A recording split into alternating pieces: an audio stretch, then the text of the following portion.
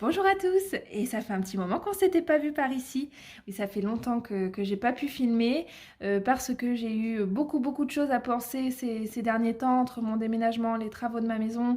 J'ai eu aussi quelques petites contrariétés à gérer. Donc voilà, j'ai pas pu venir filmer sur les dernières semaines, mais je vous remercie en tout cas pour toutes celles qui m'ont envoyé. Il y a plusieurs personnes qui m'ont envoyé des petits messages pour me demander de faire un signe de vie et me demander si tout allait bien. C'est très gentil de votre part. Oui, tout va bien. Il y a rien de grave, rien de dramatique. Tout va très bien. Et donc, je me suis dit que bon, j'allais quand même revenir pour vous partager mon budget du mois d'avril, comme je vous fais tous les mois. En tout cas, j'espère que vous allez bien. Ici, le mois de mars a été compliqué. Je n'ai pas le souvenir que c'était comme ça sur les années précédentes. D'ailleurs, la dernière fois, je vous avais dit janvier, c'était difficile, on était fatigués, on avait envie de rien, etc. Et j'étais contente parce que le mois de février était passé très vite. Et puis j'étais motivée pour faire mon mois de mars, le printemps arrivé et tout ça. Et ben finalement, je sais pas ce qui s'est passé, mais sur ce mois de mars, j'ai eu énormément de mal à gérer. Beaucoup de fatigue, beaucoup de flemme aussi, envie de rien. Pourtant, il faisait pas si mauvais que ça dehors, etc. Mais je sais pas, envie de rien. Et alors surtout, je n'ai mais absolument pas réussi à gérer mon budget course. J'ai fait n'importe quoi. Moi, j'ai un budget course normalement de 400 euros par mois. Pour le mois de mars, je m'étais alloué 450 euros. Si vous pouvez aller voir du coup ma vidéo sur mon budget du mois de mars où je détaille tout ça. Je m'étais donc alloué 450 euros puisque c'est un mois à 5 semaines au niveau du budget course. Et en fait, je crois que j'ai dépassé de 150 euros. Ouais, je crois que j'en ai eu pour 600 euros sur mon mois. Enfin, j'ai fait n'importe quoi. J'ai pas réussi à gérer. Ce qui se passe aussi, c'est que d'habitude, je vais faire mes courses en général à pied, ce qui me limite en termes de logistique et d'espace, puisque ben, soit j'ai mon petit caddie à roulettes, là, comme les mamies, si je suis toute seule, soit j'ai la poussette avec mon fils et du coup, j'ai le panier en dessous de la poussette. Ce qui fait que bah, j'ai une liste de courses bien définie et que je peux vraiment pas sortir du cadre de ma liste parce qu'en fait j'aurais juste pas la place de ramener les articles chez moi. Donc au moins ça limite les tentations. Et là sur le mois de mars en fait j'ai été mal organisée, je suis allée faire mes courses qu'une seule fois par semaine alors que d'habitude j'y vais 2 voire 3 fois avec une fois au marché dedans. Là, j'y suis allée qu'une seule fois par semaine. J'y suis allée du coup en voiture parce que j'avais pas assez de place. Il fallait que j'ai le coffre de ma voiture quoi pour ramener mes courses.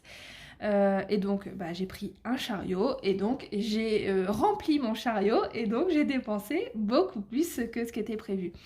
Et là où je me rends compte à chaque fois, je suis démoralisée quand je passe à la caisse parce que j'ai ma petite enveloppe avec mon budget de 100 euros en espèces dans mon sac à main, dans mon porte-monnaie. Et quand, vous savez, quand vous passez à la caisse et qu'en fait la caissière vous donne un montant qui est beaucoup plus élevé que le budget que vous vous étiez donné. Et là, vous êtes dépité à la caisse et bah, vous êtes obligé de sortir votre carte bleue et de payer par carte. Donc déjà, ça fait faire de la logistique derrière parce qu'il faut refaire des virements, des retraits, des dépôts d'espèces, etc. Parce que du coup, ça me mélange tout au niveau de mes espèces. Et en plus, je claque complètement le budget. Donc voilà, ça a été ça tout le mois de mars au niveau de mes courses. J'ai pas réussi à gérer du tout, j'ai pas compté quand j'ai fait mes courses, j'ai fait n'importe quoi. Donc voilà, je peux m'en prendre qu'à moi-même. Mois d'avril, on va vraiment essayer de réguler ça et de faire beaucoup plus attention. Et ce qui s'est passé également, c'est qu'on a eu une facture qui était pas prévue. En fait, j'ai l'impression qu'à chaque fois que je vous fais un bilan, j'ai une facture qui est imprévue. On a une mauvaise série ces derniers mois, mais ça s'explique. On a fait 2 déménagements et on a changé 3 fois de logement en 6 mois. Donc forcément, les déménagements, ça entraîne des frais, puisque il y a 2 logements à gérer, il y a les ouvertures de compteurs, les fermetures de compteurs, les régularisations, etc. Et bien souvent, il y a de l'argent à verser, hein. C'est assez rare qu'on vous ordonne. Et donc là, ce qui s'est passé dans notre nouvelle maison, pour ceux qui ne savent pas, en fait, donc on vient d'emménager ici dans une maison qu'on va rénover et on a de base ici un chauffage au gaz avec du coup une chaudière à gaz. Si vous voulez voir d'ailleurs la vidéo sur ma maison, j'essaie de vous la mettre en haut de l'écran dans le petit i. Et donc cette chaudière à gaz, elle est vraiment extrêmement vieille. Le chauffagiste qui est passé pour nous faire les devis nous a dit qu'elle était des années 85. Donc s'il s'avère que c'est vrai, la chaudière est même plus vieille que moi. Et donc cette chaudière, on savait qu'elle consommait beaucoup, mais on était loin, très très très loin de s'imaginer la réalité. Et ce qui s'est passé, c'est que quand on est arrivé, on s'est dit, on va couper le chauffage au niveau de la chaudière, on va juste garder l'eau chaude et on se chauffera avec notre cheminée. Et puis on a aussi un radiateur qui se branche sur secteur, un radiateur bain d'huile. On s'est dit, on va se débrouiller comme ça pour la fin de l'hiver. Sauf que sur la chaudière, en fait, elle est tellement vieille, c'est tellement un vieux coucou que les cliquets pour couper le chauffage ne fonctionnent pas. Donc on n'a pas pu couper le chauffage central, on a juste pu le diminuer au minimum. Mais vraisemblablement ça n'a pas suffi. Alors ça n'a pas énormément chauffé la maison, on n'avait pas plus que 18 degrés dans la maison, mais nous ça nous va largement parce qu'on n'est pas habitué à chauffer plus que ça. Mais par contre, quand on a reçu notre facture, on a eu une belle surprise. Et encore heureusement que j'ai choisi d'avoir une facturation au réel, c'est-à-dire que tous les mois, il y a un relevé de compteur et pour le gaz et pour l'électricité, et ils nous disent ce qu'on doit payer de ce qu'on a réellement consommé. Contrairement à ce que la majorité des gens et ce qu'on avait aussi avant, où c'est une facturation à l'année qui est mensualisée. Donc c'est-à-dire qu'ils vous font, quand c'est votre première année, un prévisionnel. Ils estiment la consommation que vous allez avoir sur une année. Ils vous la divisent par 12 et tous les mois, vous payez la même chose. On n'a pas choisi ça, on a choisi d'être au réel et heureusement, j'ai eu un éclair de génie le jour où j'ai fait mon contrat puisque du coup, cette première facture au réel pour le premier mois, eh bien, nous avons reçu une facture de 500 € de gaz à payer. J'avais provisionné 300 €, je trouvais que c'était déjà beaucoup, mais je m'étais dit, on est en plein hiver, bon, ça passe, c'est pas non plus déconnant, 300 €. Mais 500 €, on n'était pas prêt à recevoir ça, quoi. Vous imaginez si on paye tous les mois 500 € de gaz? Non mais c'est incroyable. Ça fait plus de 5000 € à l'année. Je comprends même pas qu'il n'y ait pas des alertes au niveau du fournisseur de gaz pour nous dire attention, il doit y avoir un souci au niveau de votre installation parce que là, on détecte une surconsommation, quoi. Si on s'en était pas rendu compte ou si on avait été mensualisé et qu'on avait gardé notre chaudière, ben c'est ce qui se serait passé en fait. Hein. C'est à la fin, là où vous aurez fait la première relève et où on aurait eu la première estimation, on se serait rendu compte qu'on avait consommé vraiment beaucoup. Et peut-être qu'on les aurait eu les 5000 € à payer, quoi. Donc bref, quand on a reçu cette facture de 500 €, on a dit oulala, ça va pas du tout. On a débranché tout de suite la chaudière. On a dit c'est fini, on se sert plus de la chaudière, on se débrouille autrement. Donc là, pour finir les temps froids, on a pour nous chauffer notre cheminée et un radiateur à bain d'huile. Et on va bientôt poser nos convecteurs à inertie électrique. On va le faire rapidement du coup. Et au niveau de l'eau chaude, parce que c'était plutôt ça le problème, à la base c'était d'avoir de l'eau chaude, et ben on s'est dit on va faire comme les gens qui sont dans des camping-cars ou en camping sauvage ou dans les vannes aménagées, ce genre de choses. On va faire chauffer de l'eau et puis on va acheter une douche de camping et puis on va se doucher comme ça, ou alors on se douchera à la bassine avec de l'eau chaude. Donc voilà, là ça fait 2-3 jours qu'on a coupé la chaudière et il fait quand même pas très très chaud dans la maison, mais on va se débrouiller comme ça. Mais c'est hors de question qu'on repaye un mois supplémentaire à 500 €, c'est juste aberrant, c'est incroyable. Je comprends vraiment pas qu'il n'y ait pas eu d'alerte, quoi. Mais bon, voilà, au moins on a l'avantage de s'en être rendu compte au bout d'un mois et de ne pas avoir laissé courir le truc pendant plusieurs mois. Allez, je commence avec mon budget parce que je parle, je pense, déjà depuis 10 minutes au moins. Alors, donc pour mon budget du mois d'avril, on a un petit peu moins de revenus sur ce mois-ci puisque mon mari a moins d'heures sup et puis du coup, on n'a plus d'APL vu que maintenant nous sommes propriétaires. Et également, je vous avais dit qu'ils avaient fait le calcul et qu'on devrait avoir la prime pour l'emploi. Et en fait, il s'avère qu'on n'a absolument pas droit à la prime pour l'emploi puisque, alors si j'ai bien compris, quand ils font le calcul, ils vous donnent un montant. Et en fait, ils déduisent de ce montant la CAF que vous recevez en entier, elle est déduite. C'est-à-dire que par exemple, si j'avais eu le droit à 400 € de prime pour l'emploi, ils auraient déduit les 320 € de CAF que je reçois tous les mois sur ce montant des 400 €, si j'ai bien compris. Et en fait, ils font la même chose aussi pour les revenus fonciers que vous recevez. Donc les revenus fonciers, ça veut dire que si vous êtes propriétaire d'un bien immobilier et que vous le mettez en location, vous recevez des loyers et ça, ce sont des revenus fonciers. En soi, on pourrait se dire: «Oui, bah, les loyers, ils vont dans ta poche, donc ça te fait de l'argent en plus». Sauf que non, les loyers, ils vont pas dans ma poche. D'ailleurs, ils y vont plus puisque mon bien, il est vendu depuis plus d'un an. Mais en fait, la CAF se base, pour la prime pour l'emploi, elle se base sur, les revenus fonciers d'il y a 2 ans, de N-2, donc de ma déclaration d'imposition de 2021. Et à ce moment-là, effectivement, j'étais toujours propriétaire d'un appartement et je recevais des loyers. Donc elle s'est basée là-dessus et c'est ça qui me squeeze ma prime d'activité. Et donc voilà, tout ça pour vous dire qu'on n'a pas droit à la prime d'activité. Et donc ce que je vous expliquais, effectivement, quand vous recevez des loyers, quand vous êtes propriétaire bailleur, bah, en fait non, ça ne va pas dans votre poche, sauf si le bien, il est à vous, il est 100% à vous. Mais en fait, si vous avez un prêt immobilier sur le bien, bah, le loyer que vous recevez, vous le reversez à la banque, hein. Donc en fait, il n'y a rien qui va dans votre poche.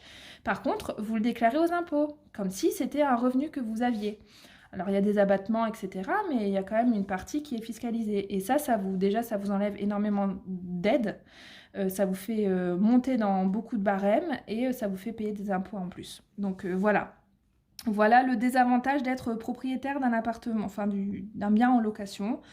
Après, ça ne veut pas dire que c'est une mauvaise opération, mais il faut qu'elle soit faite intelligemment. Et nous, à l'époque, ça n'avait pas été fait intelligemment, clairement. C'est pour ça qu'on a tout revendu. Allez, donc, j'en reviens à mes moutons. Au niveau de nos revenus ce mois-ci, le salaire de mon mari ne change pas, 1595 euros.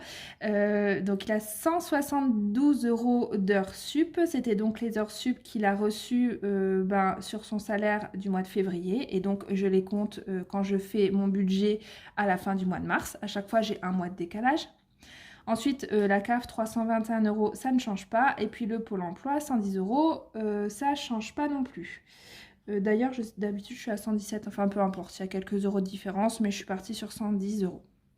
Donc ça nous fait un revenu total de 2198 euros pour faire notre mois d'avril. Et à ça, nous allons donc enlever toute la partie de charge fixe qui est ici. Et puis, j'ai quelques charges variables et chèques en attente. Et puis après, je vous montrerai le reste à vivre, le petit reste à vivre que j'ai, comment je le dispatche dans mes différentes enveloppes budgétaires. Donc, au niveau des charges fixes, mon prêt immobilier avec l'assurance l'assurance emprunteur du prêt qui est à 512 euros, l'eau qui provisionne à 59, électricité 60 euros, le gaz, donc je provisionne encore à 300 euros. Mais donc ça, à partir du mois de mai, je ne mettrai plus rien pour le gaz de côté. Ensuite, le bois, je mets de côté 60 euros pour payer les stères de bois tous les ans pour la cheminée. Les impôts et les ordures ménagères, je provisionne 115 euros pour du coup la taxe foncière et puis les poubelles. Mes deux assurances voitures à 28 et 32 euros. L'assurance de ma maison que je paye à l'année, donc je provisionne 20 euros tous les mois pour ça. La mutuelle de mon mari à 28 euros et la mutuelle pour mes enfants et moi à 45. Donc ça, je rappelle pour ceux qui me posent la question régulièrement, mon mari n'a pas de mutuelle employeur parce qu'il est dans la fonction publique. Et d'ailleurs, il y a quelques personnes qui m'ont dit que dans la fonction publique, ils pouvaient avoir une aide qui n'était pas énorme, même pas une vingtaine d'euros, mais en tout cas, il y avait quand même une aide à la mutuelle qui était versée. Donc, je ne me suis toujours pas renseignée là-dessus, il faut que je le fasse. Mais en tout cas, merci aux personnes qui m'en ont parlé. Ensuite, nos deux téléphones. Donc, celui de mon mari, 10 euros et le mien, 20 euros. Donc, ça, je vous disais le mois dernier que donc je suis chez Free et avant je payais 10 euros et c'était censé passer à 20 euros le forfait. Je devais avoir un avantage commercial qui s'arrêtait, j'étais censée payer 20 euros déjà le mois dernier et pourtant non, ils m'ont prélevé que 9,99 euros comme d'habitude. Donc bon, j'espère tant que ce sera comme ça, tant qu'ils me prélèveront que 10 euros, je continuerai à rester chez eux. Donc pour l'instant je n'ai toujours pas changé. J'ai quand même provisionné 20 euros, enfin j'ai prévu 20 euros pour mon téléphone. Et en fait, s'ils me prennent 10 euros, les 10 euros qui restent, que j'avais prévus et qui sont en trop, je les rebascule sur mon fonds d'urgence directement. Et ça d'ailleurs, c'est ce que je fais à chaque fois quand j'ai une charge fixe qui était prévue dans mon budget mais qui finalement ne s'est pas prélevée ou ne s'est pas prélevée en entière pour X ou Y raison, eh bien la partie qui n'a pas été prise, je la verse sur mon fonds d'urgence. Ensuite, la box à 19 euros, l'école de ma fille à 45, ça c'est parce qu'elle est en école privée. Les frais de banque, donc les frais de tenue de compte à 2 euros, les frais de carte à 14 euros, puisque j'ai toujours ma carte dans ma banque classique. Je ne suis toujours pas passée chez Boursorama, mais très très très bientôt. Netflix, ça change pas à 8,99 €. J'ai pas regardé encore sur Split pour le passer chez Split. Par contre, Spotify, ça y est, on s'est abonné à Spotify via Split, donc on est à 3,15 € et il me semble qu'on payait plus que 10 € avant de Spotify. On l'avait résilié quelques mois, mais il me semble qu'avant, ouais, on payait plus de 10 €, donc c'est quand même un sacré avantage. Ça fait vachement diminuer la facture de passer par Split et ça change absolument rien au niveau de l'abonnement. Vraiment, il n'y a rien qu'à changer pour nous. On a pris le compte famille de quelqu'un d'autre, d'un abonné Split, donc c'est nous qui versons les 3,15 € et puis on a vraiment accès à tout ce qu'on avait accès avant, donc on en est très content pour l'instant. Ensuite, l'épargne, donc les 250 € qu'on verse tous les mois, il y a 100 € pour mon mari et pour moi sur nos livrets et 25 € pour chacun de mes enfants. Et enfin, l'enveloppe noire à 60 €, donc je prévois, c'est mon défi enveloppe noire. Pour ceux qui ne connaissent pas, j'essaie de vous mettre également la vidéo dans le petit en haut de l'écran.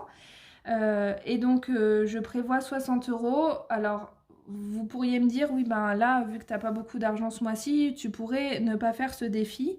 Et même d'ailleurs, tu pourrais ne pas mettre d'argent de côté. Ça te ferait plus d'argent pour faire ton mois. Mais ça, pour moi, c'est vraiment important. C'est comme si c'était des factures, là, ces deux-là. Parce qu'en fait, ça m'oblige à me payer moi-même. Ça m'oblige à mettre de l'argent pour moi. Donc, quand je dis pour moi, moi, c'est mon foyer. Hein. C'est pas moi personnellement. Ça m'oblige à mettre de l'argent pour nous de côté et à ne pas y toucher puisque c'est important de se payer en premier quand vous recevez vos revenus. Donc ça c'est automatique et ça va forcément de côté. Et donc l'enveloppe noire, bon, bah, je me suis lancé le challenge et le défi qui va jusque juillet. Donc peu importe la situation, je continue à faire le défi. Et puis ben, si je dois verser 60 €, je verse 60 €. Hein. Mais ça, je ne veux pas l'arrêter, je veux le continuer jusqu'au bout. Donc, je vais regarder tout de suite, du coup, combien est-ce que je dois mettre dans l'enveloppe noire. Ce serait quand même bien si c'était moins que 60 €. On va pas se mentir. Ce serait quand même pas mal. Hein. Alors. Hop. Ça, au bout d'un moment, ça tiendra plus. Alors, combien je vais devoir payer dans ma petite enveloppe? Donc pour rappel, moi ce que je mets dans mon enveloppe noire, je vais l'utiliser pour les vacances cet été. Ce sera notre enveloppe plaisir des vacances. 20 €, ah bah ça c'est bien. Ça c'est une bonne surprise. Après mes 500 € de facture, bon j'ai une bonne nouvelle, je mets que 20 € dans mon enveloppe noire. Allez nickel, 20.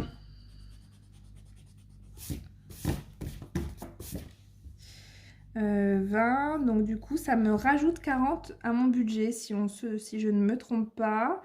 Donc là j'enlève 40. 1551,14. Et donc là je rajoute 40.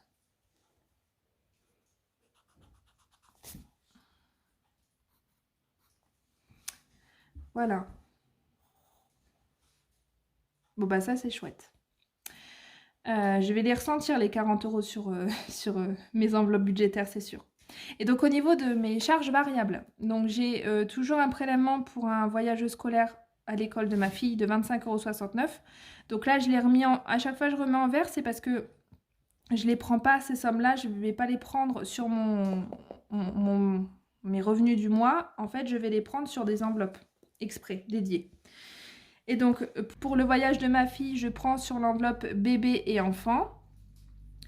Ensuite, on a dû aussi faire un chèque pour l'inscription à l'école pour la rentrée prochaine. Donc ça, pareil, ça va aussi être pris sur l'enveloppe bébé-enfant. Et ça, ce sont les deux factures de notre ancien logement où il y a toujours le contrat électricité et eau qui est ouvert parce qu'on n'a pas encore rendu le bail. Donc pareil, en fait, là, j'ai vraiment pas assez de budget ce mois-ci pour pouvoir payer ça. Donc, je les prends de mon enveloppe travaux. En gros, mon enveloppe travaux, moi, c'est mon épargne générale. Et donc on les prend de côté pour se rembourser. Donc ce qui fait qu'en fait là sur ces charges variables, je déduis 0 de mes revenus du mois. Donc du coup j'ai juste les 1651 € à déduire de mes 2198 € du mois d'avril, ce qui me reste ce qui me fait 546 € de reste à vivre à répartir dans mes enveloppes budgétaires. Et j'espère qu'en fait vous avez vu, j'espère que j'étais bien cadrée quand même. Ça se trouve, je parlais, vous avez rien vu. Je crois que c'était bon. Alors, comment est-ce que je répartis mes 540 €? Et les 6 €, ben, je les laisse sur le compte, j'y touche pas. Donc déjà, je vous montre, là, je sais plus si je vous l'avais montré la dernière fois, c'est ma petite page en fait pour mes enveloppes provisions. Puisque là, en fait, tout ce que je mets en violet... Ah oui, c'est vrai, je vais vous expliquer mon code couleur d'ailleurs, parce que ça, on me l'a déjà... Enfin, on me le demande, je crois, à chaque fois que je fais un bilan, on me demande pourquoi je surligne certaines choses et pas d'autres. C'est juste que ce que je surligne en bleu, c'est prélevé sur un compte, et ce qui n'est pas surligné, c'est prélevé sur un autre compte, puisque nous avons 2 comptes courants. Et ensuite, là où je mets du violet, ce sont des provisions pour charges que je fais. Donc, c'est pas vraiment un prélèvement qui est sur mon compte. C'est moi qui prends cet argent et qui le mets de côté pour pouvoir payer une facture plus tard. Et donc, tous les mois, en fait, je sais que toutes ces provisions-là, ça me fait 555 € à mettre sur un livret exprès pour les provisions. Donc, ce ne sont pas des enveloppes budgétaires, ce sont vraiment des enveloppes provisions. Et donc, je me suis fait une petite feuille comme ça exprès où donc là, on retrouve les items des provisions pour charge. Et puis, j'en ai rajouté une aussi d'heures sup, puisque comme je vous disais, mon mari, quand il reçoit ses heures supplémentaires, je les compte pas dans mon budget du mois, je les compte avec un mois de différé, en fait, un mois plus loin. Parce que simplement, en fait, moi, mon budget, il est déjà bouclé avant qu'il reçoive son salaire. Donc, je ne sais pas quelles sont les heures supplémentaires qu'il va recevoir au moment où je fais mon budget. Donc, je me base toujours sur les heures qu'il a eues le mois précédent. Et donc, quand il les reçoit, en fait, eh ben, je les mets de côté sur cette enveloppe provision. Et puis, je les reprends quand je fais mon budget et je reverse ce qu'il vient de recevoir. À chaque fois, je tourne comme ça.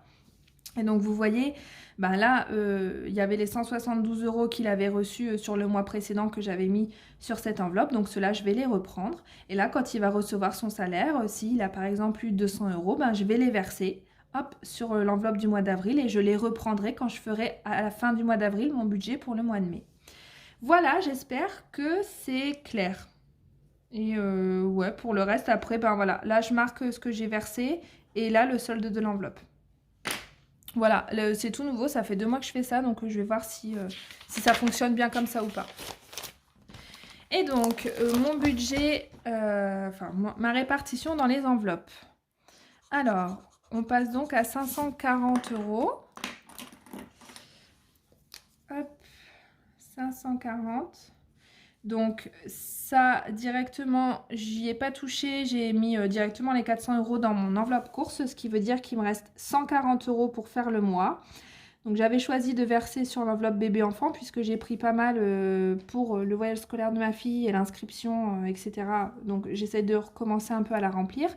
Le fonds d'urgence que j'essaye vraiment de remplir tous les mois au maximum puisqu'il est encore tout petit pour l'instant. L'enveloppe transport, je remets de l'argent parce qu'on a fait un plein de voitures, donc j'ai besoin de re-remplir.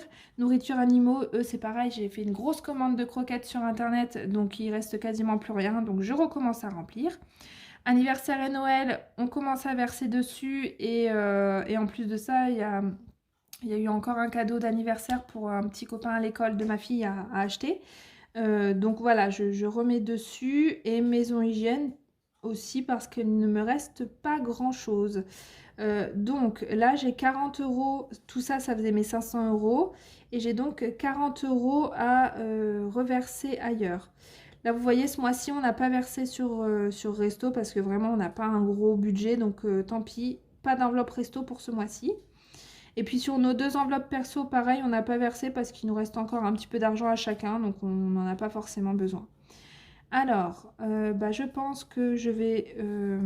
j'ai dit que j'avais 40 €. Je pense que je vais mettre... Ah, mince, je ne l'ai pas fait en... Elle s'efface pas. Bon, c'est pas grave. Hop. Je vais mettre 30 € ici. Il me reste donc 20. Et puis je vais mettre, je pense, 10 et 10. Ouais, c'est pas mal. Je vais mettre 40 sur le fonds d'urgence et 10 sur l'enveloppe bébé en plus. 40 et 20. Donc là, on est bon. 4, 5, 6, 7, 8, 9, 10, 11, 12, 13, 14. Ouais, 540. Ok. Bon, bah voilà. Comment est-ce que je répartis mes enveloppes? Vous voyez, c'est vite vu là, hein, ce mois-ci. Il n'y a pas à réfléchir 1000 ans. Voilà, c'est vite réparti. Donc, on part sur 400 € de course, 20 € bébé enfant, 40 € fonds d'urgence, 20 € transport. Donc ça, c'est le carburant et puis les billets de train ou ce genre les tickets de parking, l'autoroute, ce genre de choses. Tout ce qui concerne le transport et pas la voiture, pas les réparations de la voiture, mais vraiment le transport. 20 € sur nourriture animaux, 30 € anniversaire et Noël. Ah oui, j'ai aussi un petit peu vidé parce que j'ai pris les chocolats de Pâques dessus. Et puis 10 € maison et hygiène. Et qu'est-ce que je vais retirer en espèces? Je vais le faire de quelle couleur? On va le faire en vert. Non, allez, je me lève et je vais aller chercher mes surligneurs. Voilà, donc on va surligner en orange ce que je vais avoir besoin de retirer en espèces. Donc les courses. Bébé enfant, c'est une enveloppe virtuelle. Fonds d'urgence aussi. Transport aussi. Nourriture animaux aussi. Noël, Anniv, c'est du cash. Maison hygiène aussi. Et donc je vais aussi avoir mon enveloppe noire à retirer. Donc j'ai dit que j'avais 20 €. Donc là, 4, 5, 6, 440 plus enveloppe noire.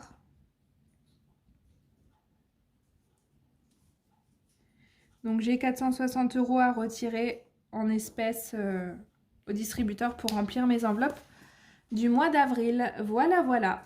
Bien, j'espère que cette vidéo vous aura plu. Je vous remercie de m'avoir regardé et je vous dis à très bientôt. Bye!